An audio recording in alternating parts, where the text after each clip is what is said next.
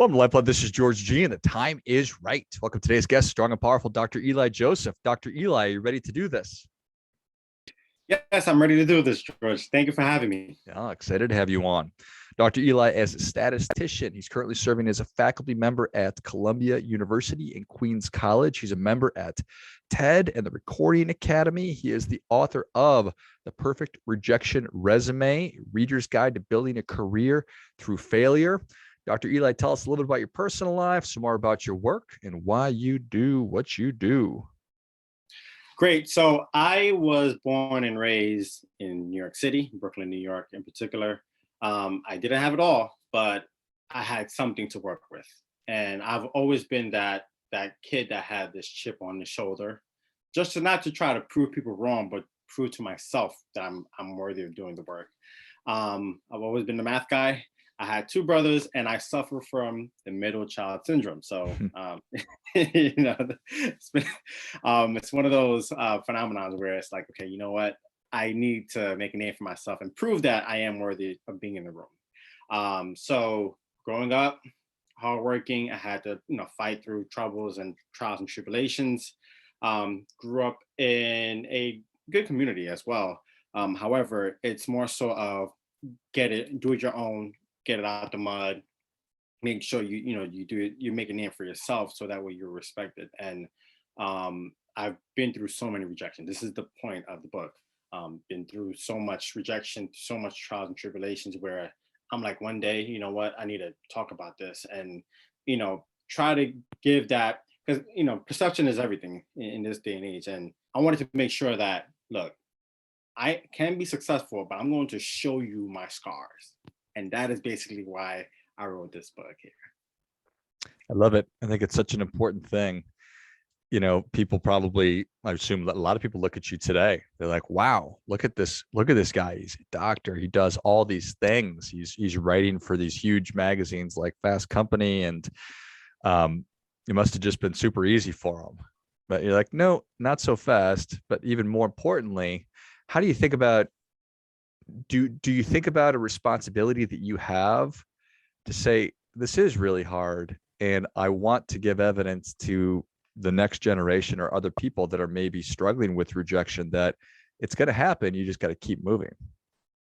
Yes, it's funny because last year, before I writing this book, I received a comment. I was reading the comment section on a recent Forbes article that was published. It was about my work. And someone was saying it must be easy for him to say, he got it. He must have a silver spoon. And I'm like, whoa, hold on. Okay, you know what? Let me remind you as far as the road that it took for me to get there. And I wrote this book because it's more so, to your point, it's my responsibility to share the opposite side of success. And not only to share it, but provide it as a fuel to fail forward and lead to the greater things here. And I wanted people to feel comfortable to sharing their own success, sharing their own rejection resume per se, because I'm pretty sure we're talking about everyone who we think that are successful. We're talking about Elon Musk, Bill Gates, anyone you can think of. They have gone through past failures. They have gone through rejection, and I'm pretty sure they share that along the way. So I think it's more so a responsibility for me to say, okay, yeah, you know what? Look, it's time for me to share my story and be intentional about it as well. And that's basically the main idea, is to just drive that point forward, that you will fail, but it's important to fail forward. Yeah, I love it. So why did you decide to structure the book? Just tell us a little bit about the book. It's the Perfect Rejection Resume. How did you come to find this vehicle for telling your story? Okay, so before I get into that, I would like to shout out the coach Darren Roberts. He basically pioneered the model of a rejection resume, where he shared his failures in the form of a resume.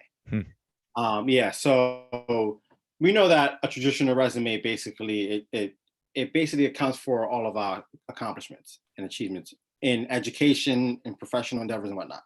But a rejection resume is the complete opposite. We're doing the same, but we're applying, the negative aspects of our lives, the schools that we've been rejected to, the jobs that have gotten us fired, or we failed to get those jobs. And I wanted to I wanted to model that, and I asked him. I said, "Look, can I use the model rejection resume?" He's like, "Yeah, sure, you can do it." And I wanted to take it a step further to providing a story behind it, and that's where the rejection resume comes into play. And in the book, I didn't want to only share my story.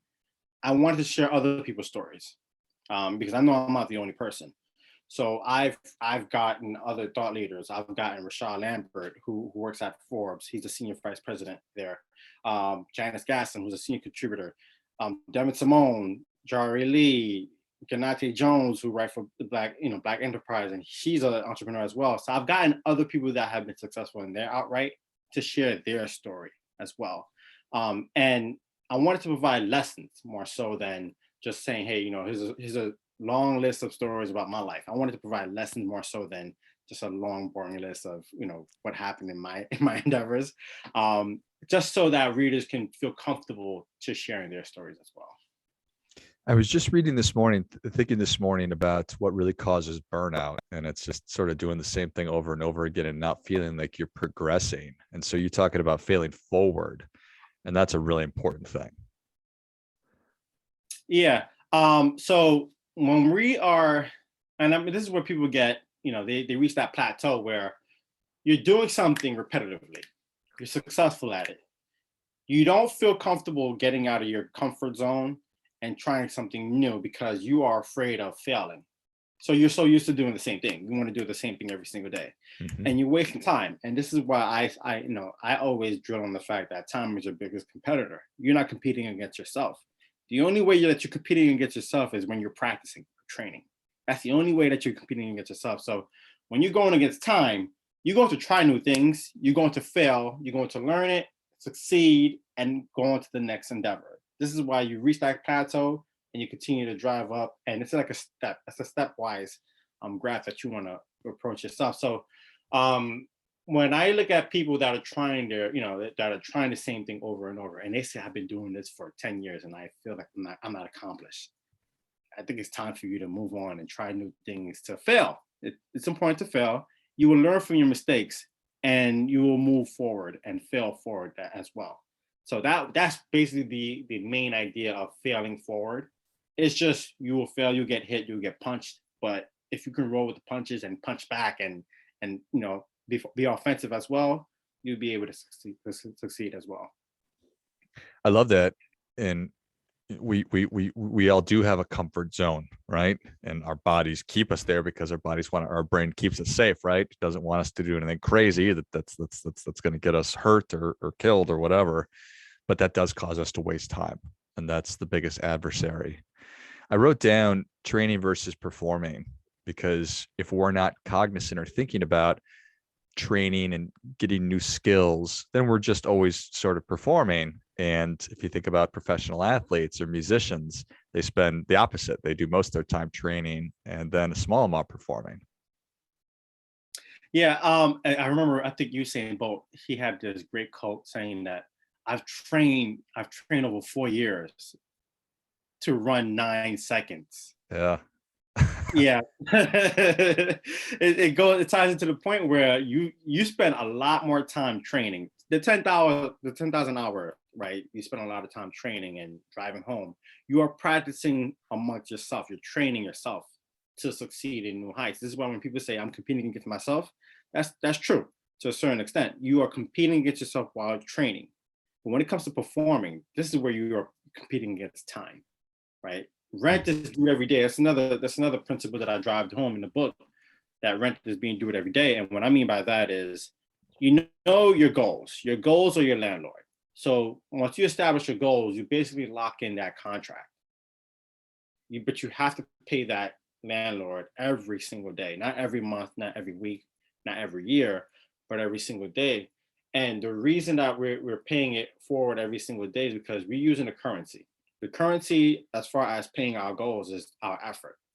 Whether we win or lose, that is our effort. That's basically our currency to pay off our goals. And once you're competing at the time and you realize that, okay, rent is due every day, I I need to accomplish something every single day to get to the end goal here. And that's when I get to that end goal, that is the end of my contract. And that's when you reach that plateau up until you have a new goal. You set new goals every other time. That way you're constantly moving forward and you're trying new things as well. And that's the main point that we, we have to understand that we have to try new things. We never know. I love that. That's an awesome metaphor. Goals are the landlord, rent's due every day, and effort is the currency. I think that's super powerful and very helpful. I'm somebody that also still has a pretty good chip on my shoulder. And it's interesting that you need to feel worthy of yourself to be trying new things, but how do you get to that point where you do feel like you're worthy to try new things? All right, this is where the imposter syndrome comes into play, where people think, I'm not sure if I'm ready to be in this room. And we always feel that way. When we think of other people that have been successful, and we're thinking, wow, I'm so grateful, I'm so thankful and lucky to be here. No, you're not lucky to be here. You were meant to be here. That's the goal. So when you say that you feel as though you're not worthy, no, you were meant to be here. You were meant to be here, and it's all about leaving a mark here. How do you separate yourself from everyone else, right? If you are in a room full of highly successful individuals, how do you successfully separate yourself from the others? And just try new things. And even if you fail, yeah, people will laugh. People will laugh in the room. You will feel embarrassed, but at least you tried. You can, if you try something and you fail and everyone laughed at you, the joke is actually on them because they never tried. Because if they tried and they failed, the laughter will tend to die off. Because people tend to die off as far as laughing. They laugh at one joke because you're the only unique person to try something and fail. But if you say, okay, why don't you try it? They'll be like, no, I don't want to try it, because they don't want to feel embarrassed themselves. But if they tried it, people will laugh as well. But as more and more people will try and complete something and fail at what you were originally doing, you realize that no one was laughing. And people realize that, okay, you know what, he has a point. And that's how you separate yourself. Just realizing that, okay, you were meant to be in this room. You were meant to be in this room, and you don't have to deviate from the fact that someone else is much more accomplished in their endeavors than you are. Yeah, it doesn't matter, right? There's always a spectrum. There's always going to be Elon Musk and Jeff Bezos. So if I feel like that's great, and that's always going to be the case. You're here, get to work on getting yourself better, work on differentiating yourself. I think that's awesome. So you said you're a math guy. Are you also, you're obviously now a written word guy because you wrote a book and you're an author, you write consistently. How was that? Was that a transition? Is that a hard new skill to learn? Yes, it's a hard new skill. And as far as mathematics and quantitative analysis, it's easy because I understand numbers. Here's where I struggle with when it comes to writing. I struggle with my starts, how to begin a byline article, how do you begin a chapter? Because when you start something and I know how to transition pretty well. I can transition pretty well from one idea to the next, but just starting it, that's the main goal. And if I can work on my starts, I'll be able to write. And I told myself, if I work on my starts, I'll be able to write for the major publications, provide some insight, and and try to be a thought leader in that sense. But it's more so of understanding and getting the cadence down, understanding and practicing as well, competing against myself because I know I will fail. Even putting this book out, it's more so it's a risk that I'm taking. It's like, okay, wow, I'm about to publish this book, and I can't take it back. I can't unpublish what I put out because just understanding that, I can't unpublish that and, take it back and say, hey guys, I messed up. Let me take this whole thing. It's too late. So just realizing that once you hit submit and send, it's out of your hands and the world is the market. They decide whether or not your piece is good or not. So that's one thing I had to understand as far as writing and doing mathematics, simultaneously as well. Yeah, interesting, right? You turn it out into the world, and there are no backsies, so to speak. And hit So the read button. yeah, and I'm confident it's been a well. How has it been since hitting that button and turning it Oh, it's loose? been great. It's been great. It's been great. It's been wonderful. The feedback has been great. I think yesterday someone shared their rejection resume, so I think I'm making some form of an impact. When people share their rejection resume, I go, okay, you know what? I did my job. I did my job pretty well. Yeah, that's totally awesome for sure. What a great I mean, giving somebody a framework for how to do something and then showing, okay, here's the value of an exercise like this. Here's how you do it. And you handed that to them and then they actually do it. What a huge thing that is. Yeah, and I think it's more so of a icebreaker too, because I'm pretty sure they didn't want to share their failures and their rejection.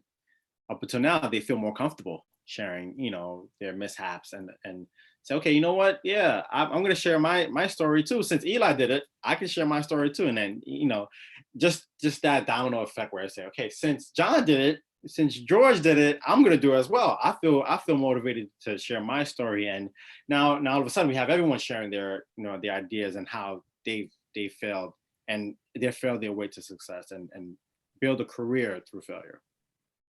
I love it. What a powerful thing. I'm gonna write mine, Eli.